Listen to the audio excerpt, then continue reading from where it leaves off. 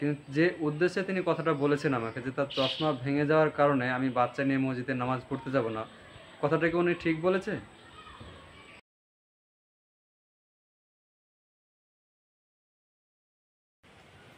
আসসালামু আলাইকুম ওয়া রাহমাতুল্লাহি ওয়া বারাকাতুহু। আমার সকল মুসলমান ভাইদের কাছে একটা প্রশ্ন, যে কিছু কিছু বাবারা আছেন যারা বাচ্চা ছেলে নিয়ে মসজিদে নামাজ পড়তে যান। আহ, কারো হয়তো পরিস্থিতি অনুযায়ী হয়, আর কেউ বাচ্চাকে শেখানোর জন্য নিয়ে যান মসজিদে। তো এটা এক জায়গায় বলে না, প্রতিটা জায়গায় প্রত্যেকটা মানুষের মন মানসিকতা আলাদা ধরনের হয়ে থাকে।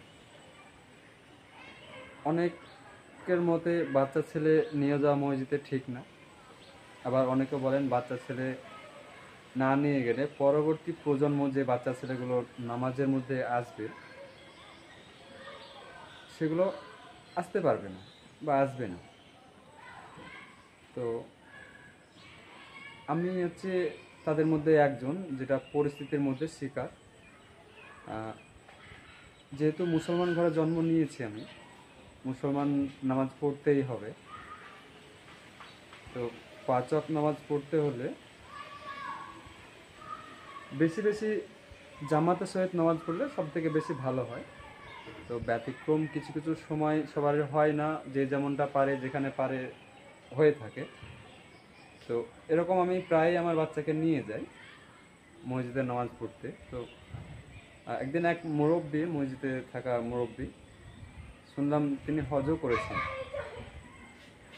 করেছেন একজন হাজি মানুষ। তো আমার বাচ্চাটা সেদিন করেছে কি, সবাই নামাজে দাঁড়িয়ে পড়েছে, নামাজের সূরা তেলাওয়াত করছেন। তারপরে বাচ্চাটা আমার পাশ থেকে নামাজ পড়তে পড়তে, বাচ্চাটাও নামাজ পড়ে আমার সঙ্গে সঙ্গে, সরে আমার কাছ থেকে সরে চলে গেছে আর কি। লাইনের মধ্যে একটু হাঁটাহাঁটি করেছে আর কি বাচ্চাটা। তো তখন নামাজ শেষে ওই মুরব্বী হাজি মানুষটা মসজিদের মধ্যে চেঁচিয়ে উঠলো আমাকে, যে বাচ্চাটা কার, কে নিয়ে এসছে বাচ্চাটা।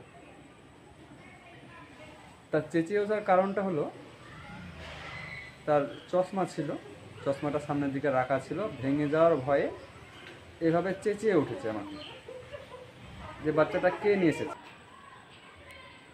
তো আমি কি তার কথা মতো তার চশমা ভাঙার জন্য কি আমি নামাজ পড়া বন্ধ করতে হবে? তিনি আবার দাওয়াতও দেন। আল্লাহর রহমতে খুবই সুন্দর একটা কাজ, মানুষকে দাওয়াত দেওয়া, নামাজ পড়ানোর কথা বলা। কিন্তু যে উদ্দেশ্যে তিনি কথাটা বলেছেন আমাকে, যে তার চশমা ভেঙে যাওয়ার কারণে আমি বাচ্চা নিয়ে মসজিদে নামাজ পড়তে যাব না, কথাটা কি উনি ঠিক বলেছে? এটা আপনাদের সকলের কাছে আমার প্রশ্ন, যে কথাটা কি উনি ঠিক বলেছেন? তার চশমা ভেঙে যাওয়ার কারণে যে বাচ্চা ছেলেকে মসজিদে নিয়ে যায় না, বা যে মানুষটা নিয়ে গেছে তার পরিস্থিতি তাকে জিজ্ঞাসা না করে তাকে এইভাবে কথা বলা, তার কি ঠিক মনে হয়েছে? এটা আমি আপনার সকল মুসলমান ভাইদের কাছে আবেদন করছি, কথাটা আমাকে সঠিকভাবে বলবেন, এবং এই ভিডিওটা বেশি বেশি শেয়ার করবেন, যাতে ওলামায়ে কারামদের কাছে পৌঁছায় এবং তারা আমাকে সঠিক বার্তাটা পৌঁছে দেন, এবং আমি উপকৃত হব। ধন্যবাদ।